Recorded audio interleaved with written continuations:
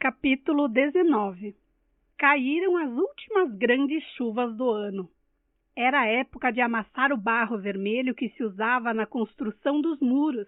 Essa tarefa não podia ser feita antes, porque as chuvas eram fortes demais e arrastariam os montículos de barro amassado, e tampouco poderia ser feita mais tarde, porque logo viria o tempo da colheita, e depois a estação da seca.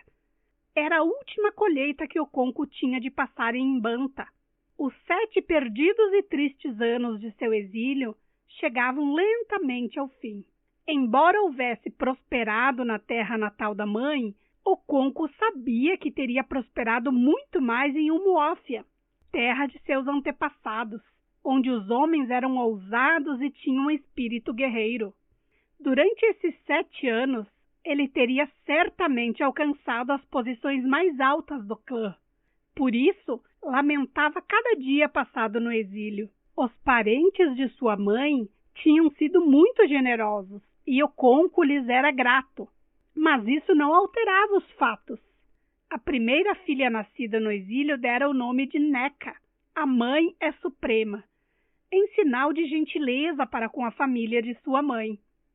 Porém, quando 2 anos depois lhe nascera um filho, chamou-o de Nuófia, procriado na solidão. Tão logo teve início seu último ano de exílio, Oconco mandou dinheiro a Obierica, para que este lhe mandasse construir 2 cabanas no mesmo local onde antes fora seu antigo compound. Ali, ele e a família morariam, até que pudesse construir outras cabanas e o muro exterior. Não podia pedir que outra pessoa construísse a cabana que seria seu obi, nem os muros do compound, pois essas são coisas que um homem levanta para si mesmo, ou herda do pai. Quando as derradeiras e pesadas chuvas do ano começaram a cair, Obierica mandou um recado, dizendo que as 2 cabanas já estavam prontas.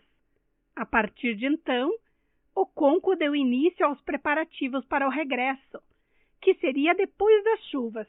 Nada lhe agradaria mais do que poder retornar antes disso e construir seu compound naquele mesmo ano, antes do término das chuvas.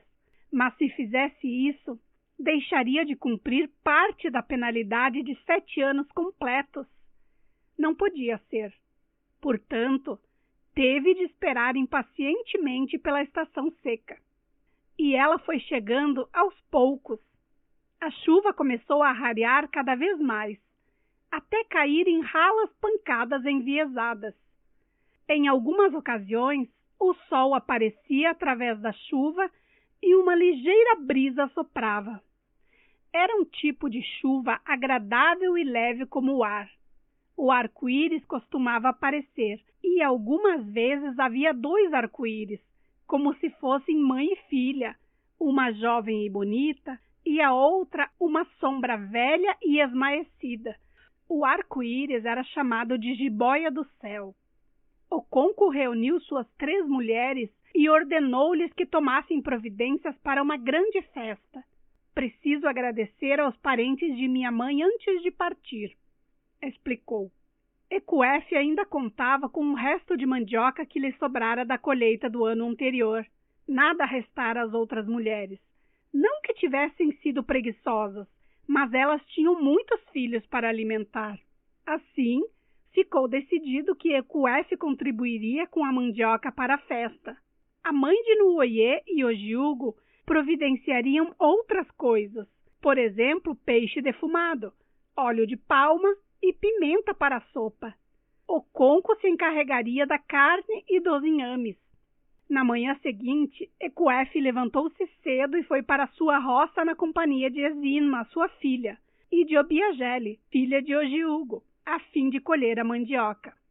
Cada uma delas levava uma comprida cesta de bambu, um facão para cortar o caule macio da mandioca e uma pequena enxada para desenterrar os tubérculos. Afortunadamente, uma chuva ligeira caíra durante a noite e a terra não deveria estar muito dura. Não demoraremos muito a colher a quantidade de que precisamos, comentou Ecuéfia. Mas as folhas devem estar molhadas, observou Ezinma, que que tinha a cesta equilibrada na cabeça e os braços cruzados sobre o peito. Sentia frio. Não gosto de água fria pingando nas minhas costas. Deveríamos ter esperado que o sol nascesse e secasse as folhas. Obiageli chamou-a de Sal, porque ela disse que não gostava de água. Você tem medo de dissolver? A colheita foi fácil, tal como o Ekuefe previra.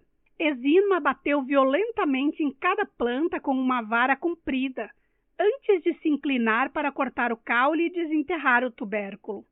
Algumas vezes nem era necessário cavar. Bastava puxar o toco, a terra cedia, com as raízes já arrancadas por baixo, e se retirava o tubérculo. Quando já haviam colhido uma boa quantidade, carregaram os tubérculos em 2 viagens até a beira do córrego, onde cada mulher tinha um poço raso para fermentar a mandioca. Deverá ficar no ponto em 4 dias, talvez até mesmo em 3, disse Obiageli, porque os tubérculos são novos. Nem todos são tão novos assim, afirmou Ekuefe. Fiz essa plantação há quase 2 anos. A terra é pobre, por isso os tubérculos são tão pequenos. Oconco nunca fazia nada pela metade. Quando Ekuefe protestou, dizendo que 2 cabras eram mais do que suficientes para a festa, ele respondeu que aquilo não era da conta dela. Se estou organizando esta festa é porque tenho os meios necessários para fazê-lo. Não posso morar às margens de um rio e lavar as mãos com cuspe. A família de minha mãe tem sido muito boa para mim e preciso demonstrar-lhe minha gratidão. Por isso, 3 cabras foram abatidas e também uma boa quantidade de aves. Era uma verdadeira festa de casamento. Havia fufu e sopa de inhame, sopa de egusi e de folha amarga, e potes e mais potes de vinho de palma. Todos os Umuna foram convidados para a festa. Todos os descendentes de Okolo, que vivera havia uns 200 anos. O membro mais idoso dessa extensa família era o Chendo, tio de Oconco. Deram-lhe a noz de cola para partir, e também foi ele quem fez a oração aos ancestrais. Pediu-lhe saúde e filhos. Não vos pedimos riquezas, porque aquele que tem saúde e filhos também terá riquezas. Não pedimos mais dinheiro, e sim mais parentes. Somos melhores que os animais porque temos parentes. Um animal, quando sente coceira, esfrega o flanco numa árvore. Um homem pede que um parente o coce. Rezou especialmente por Oconco e sua família. Em seguida, partiu a noz de cola, atirando ao chão um dos lóbulos para os ancestrais. Depois que os pedaços de noz de cola foram oferecidos a todos, as esposas e as filhas de Oconco e as mulheres que tinham vindo ajudá-las no preparo das comidas começaram a trazê-las. Os filhos trouxeram os potes de vinho de palma.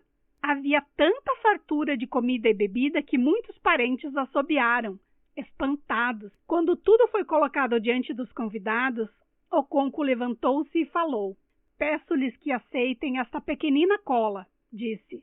"Não o faço com a intenção de pagar-lhes tudo o que fizeram por mim nestes 7 anos, pois filho algum paga o leite de sua mãe.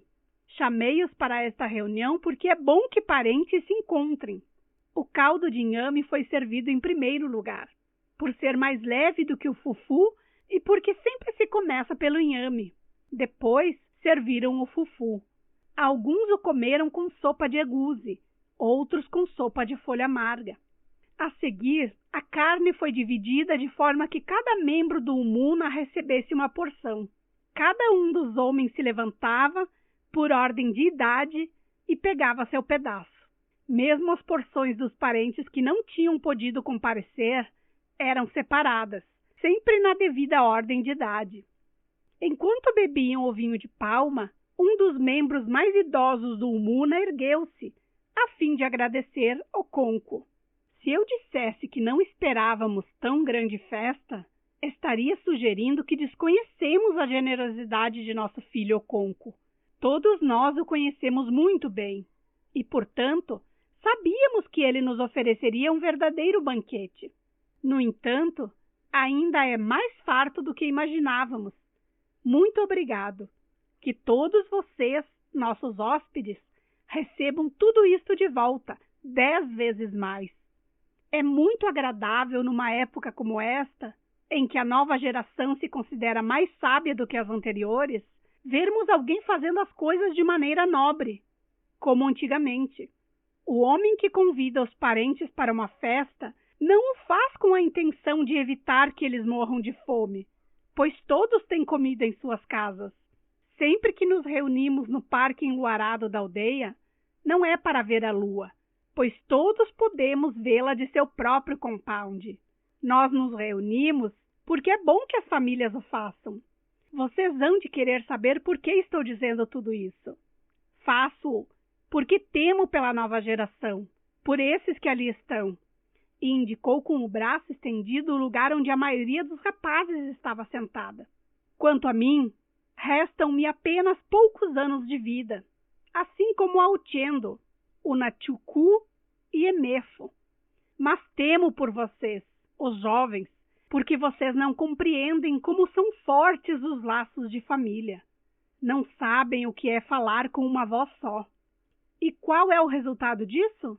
Uma religião abominável instalou-se entre vocês.